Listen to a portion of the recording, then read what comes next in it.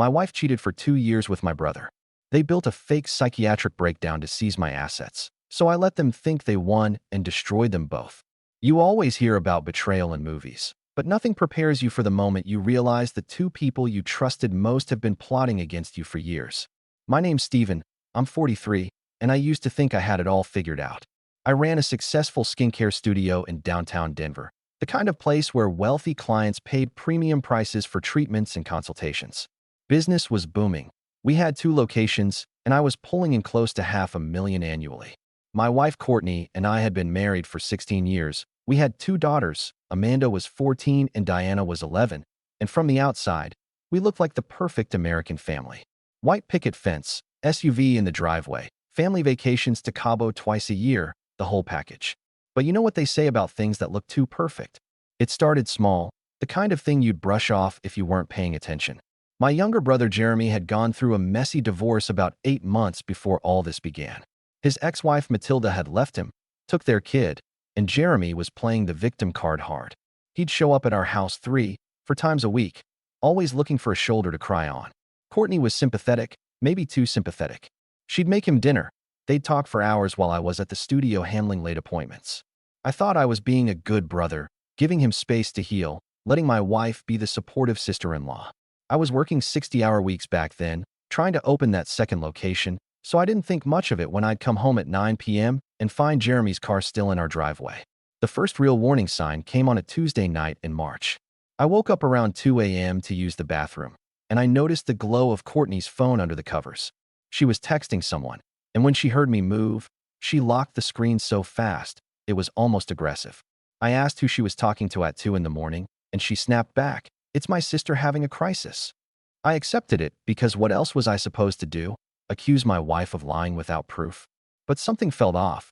You know that gut feeling you get when someone's not being straight with you? I started noticing other things after that. She'd changed her phone passcode, something she'd never done in 16 years of marriage. She started going to the gym at odd hours, coming back with her hair still dry. Small things, inconsistencies that individually meant nothing, but together painted a picture I didn't want to see. Then came the slip-up that changed everything. I was helping Diana with her homework one evening, and she casually mentioned that Uncle Jeremy had brought them McDonald's for lunch the previous Saturday. That was weird because I'd been at a conference in Phoenix that weekend, and Courtney had told me she'd taken the girls to her mom's place. I didn't confront anyone right away. I just filed it away in my mental folder of strange occurrences. I started paying closer attention to schedules, to patterns. Jeremy's visits always seemed to coincide with my business trips or late work nights. The home security cameras we'd installed 2 years prior had mysteriously stopped recording around the time Jeremy's divorce was finalized. Courtney said they were broken, that she'd call someone to fix them, but weeks passed and nothing happened. The breaking point came from an unexpected source. Our neighbor Mrs. Patterson, this sweet 70-year-old lady who lived across the street, mentioned in passing that she'd seen Courtney and Jeremy having coffee at that little cafe downtown, the one near the art museum. She said they looked very cozy, very comfortable together. She didn't say it with any malice, just making conversation, but the way she paused before saying cozy told me she'd noticed something too. That evening I brought it up casually over dinner. I said Mrs. Patterson mentioned seeing Courtney and Jeremy at the cafe, and I watched my wife's face carefully. For just a second, maybe half a second, I saw panic flash across her features before she smoothed it into annoyance. She went off on me, her voice rising as she said, "You're acting like a jealous teenager. This is ridiculous." She told me Jeremy was family and she was just being supportive during his difficult time. The defensiveness was overwhelming, completely disproportionate to what should have been a simple explanation. That night, lying in bed next to a woman I'd loved for 16 years, I realized I was living with a stranger. The perfect life I'd built, the family I'd worked so hard to provide for, it was all constructed on a foundation that was quietly crumbling beneath me. I didn't know the full extent of what was happening yet. I didn't know about the planning, the scheming, the sheer calculated cruelty of what they'd been doing behind my back. But I knew enough to understand that nothing would ever be the same again. And the worst part? I had no idea how deep this betrayal actually went, or how much deeper it was about to get. I spent the next 3 weeks in this weird state of hyper-awareness, like I was watching my own life from outside my body. I didn't confront Courtney again after that blow-up about the cafe. I just started documenting everything. I'm a detail-oriented guy, comes with running a business, so I created a private encrypted folder on my laptop and started logging dates, times, inconsistencies. Every time Jeremy's car was in the driveway when I got home, every time Courtney's story didn't quite add up, every weird excuse about the broken security cameras. I was building a case without even knowing what the full crime was yet. The breakthrough came during a business trip to Seattle that I'd scheduled for late April. It was supposed to be a 3-day conference about new skincare technologies, but I got food poisoning the second night and caught an early flight home. I didn't tell Courtney I was coming back early, just grabbed an Uber from the airport straight to our house around 11 p.m. on a Thursday. Jeremy's car wasn't in the driveway. The house was dark except for our bedroom light. I used my key quietly, walked upstairs, and what I found wasn't them in bed together like you'd expect from a typical cheating story. No, what I found was somehow worse. Courtney's iPad was on the kitchen counter, unlocked, open to her photo gallery. I don't know why I looked, maybe instinct, maybe divine intervention, but I started scrolling. There were hundreds of photos I'd never seen before.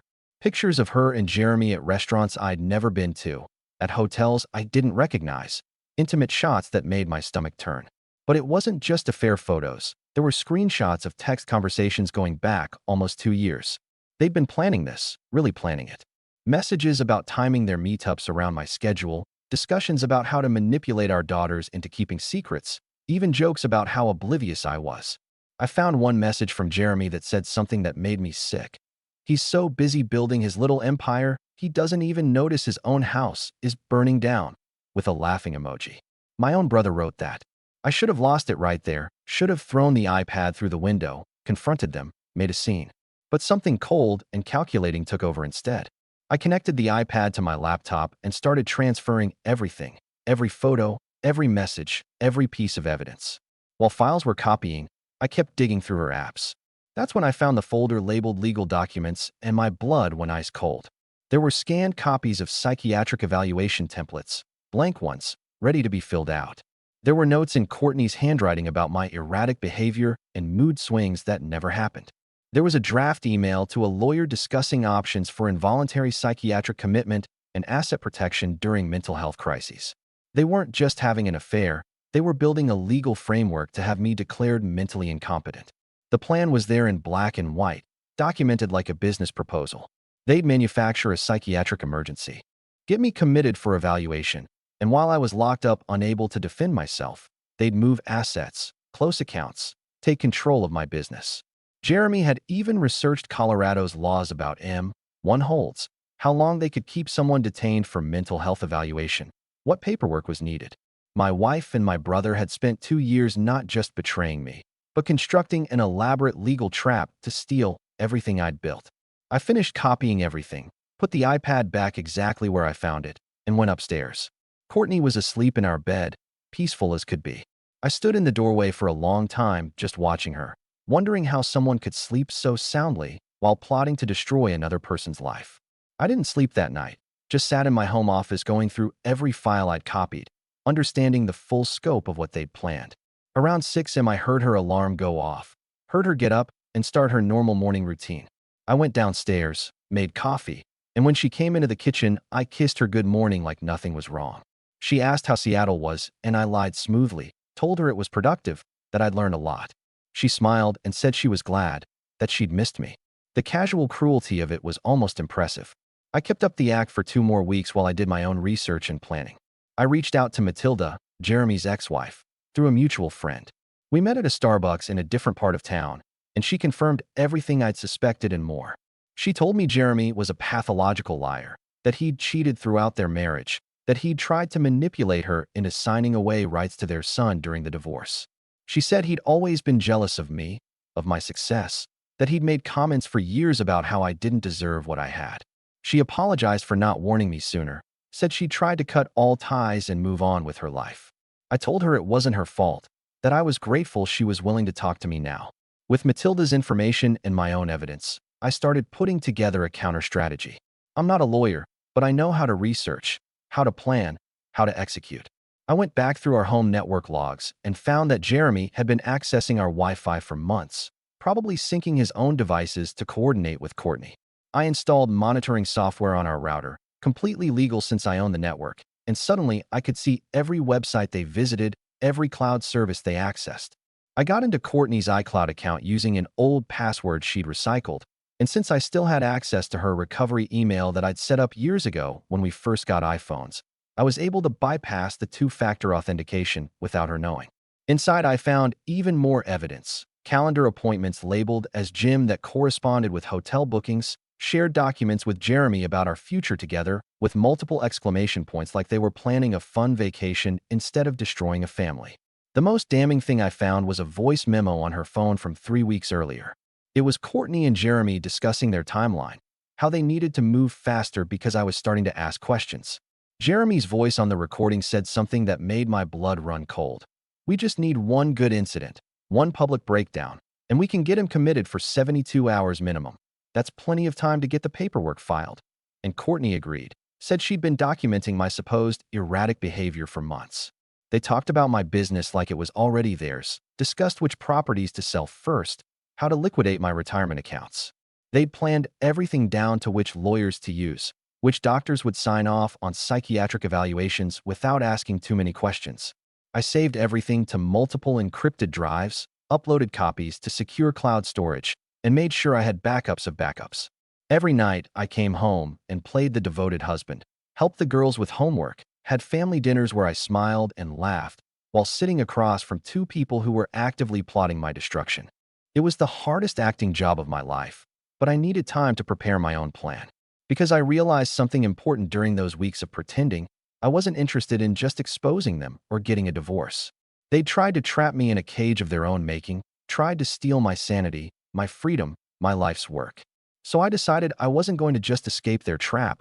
I was going to burn the whole thing down around them and walk away while they dealt with the ashes.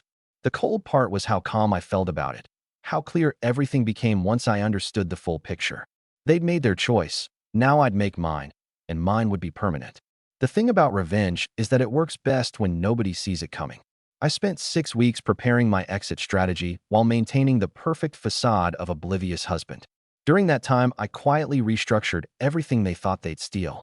I transferred ownership of my skincare studios to a trust I'd established in Delaware years before I even met Courtney, moved most of my liquid assets to secure investment accounts in the Cayman Islands that I'd opened during a business expansion phase she didn't know about, and converted our joint investments into cryptocurrency wallets and private equity holdings that I physically secured in a safety deposit box at a bank she'd never heard of.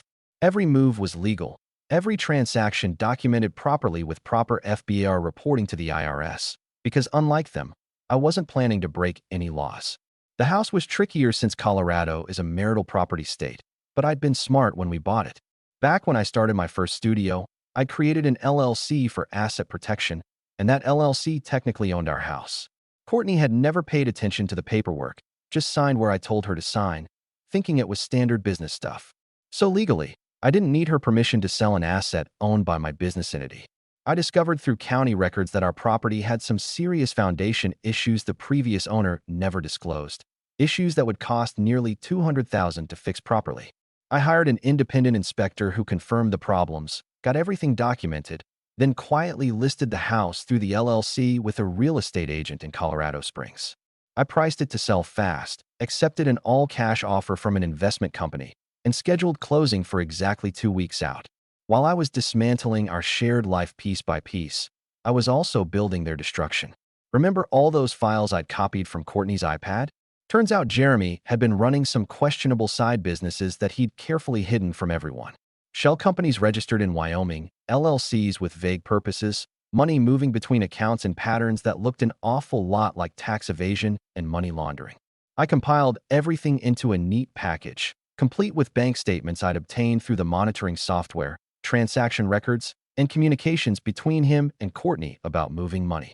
Then I sent it all anonymously to the IRS, the Colorado Department of Revenue, and for good measure, the FBI's Financial Crimes Division. I also reached out to some of Jeremy's former business partners, people he'd screwed over during deals. I didn't have to do much, just pointed them toward public records and let them discover on their own how he'd been hiding assets during his divorce from Matilda. Turns out when you lie to a family court about your finances, people get really angry about it. Within days, Matilda's lawyer had filed motions to reopen the divorce settlement, and Jeremy suddenly had legal problems multiplying faster than he could handle. The morning I executed my plan was a regular Tuesday in June. I woke up early, made breakfast for the girls one last time, and drove them to school like normal.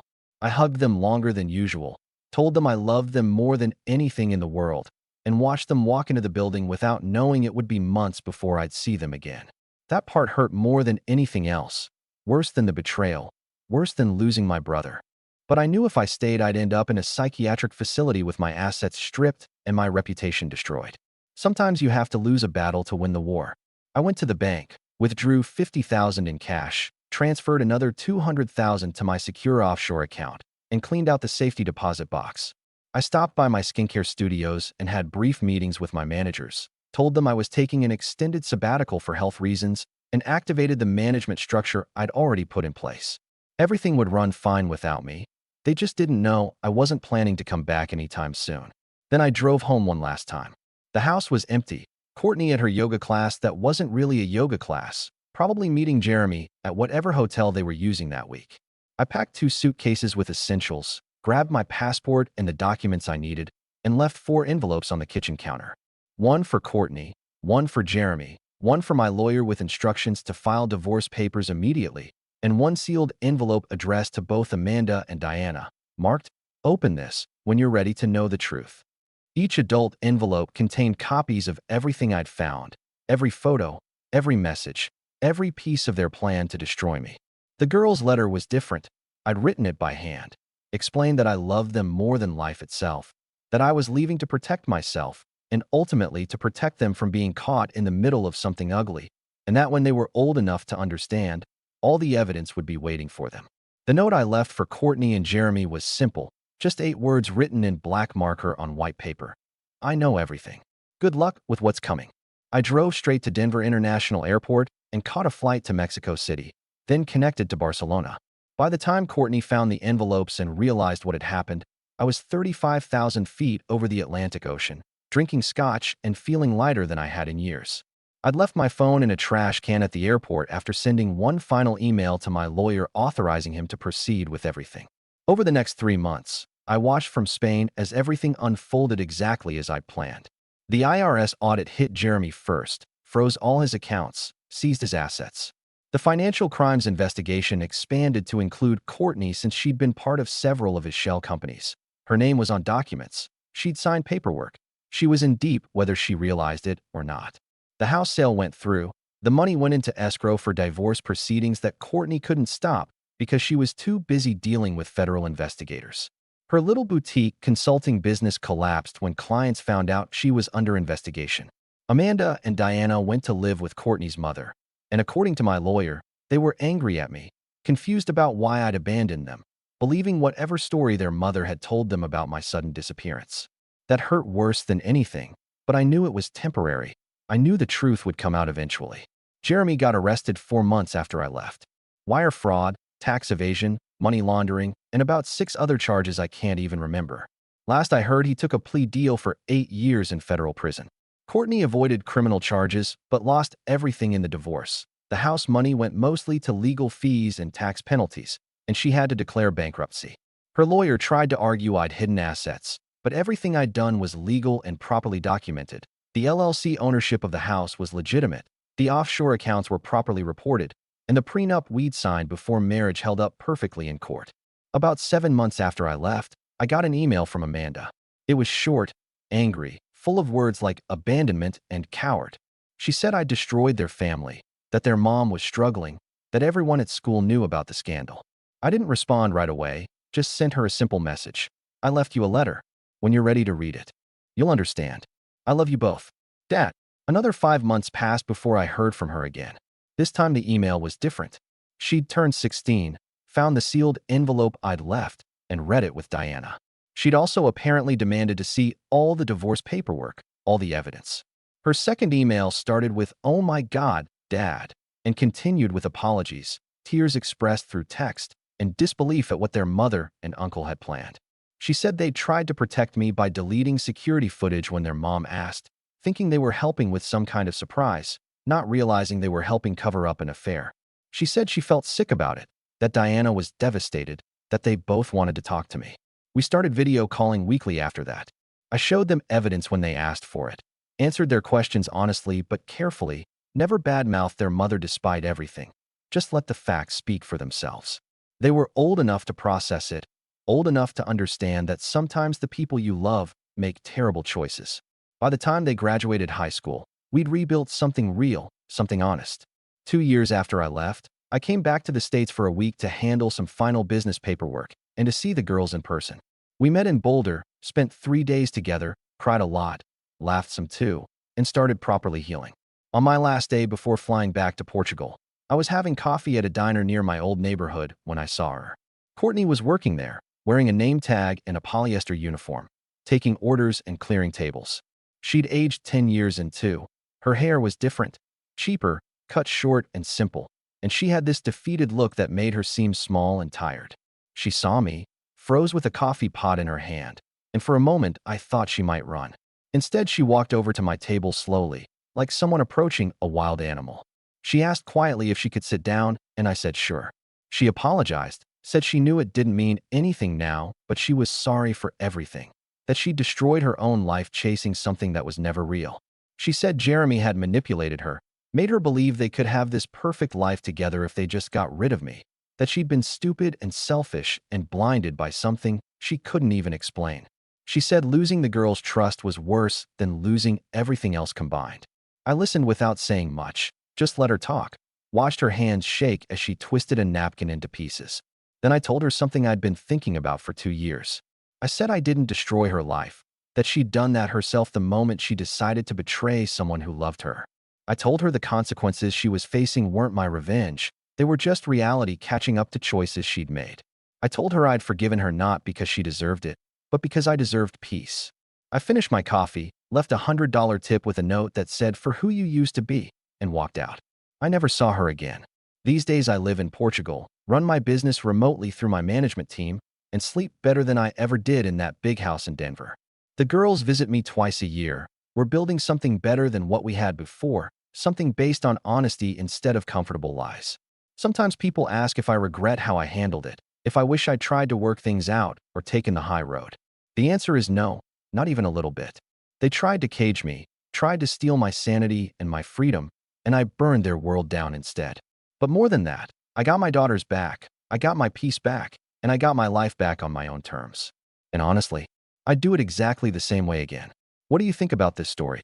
Let me know in the comments, drop a like, and don't forget to subscribe for more real-life stories.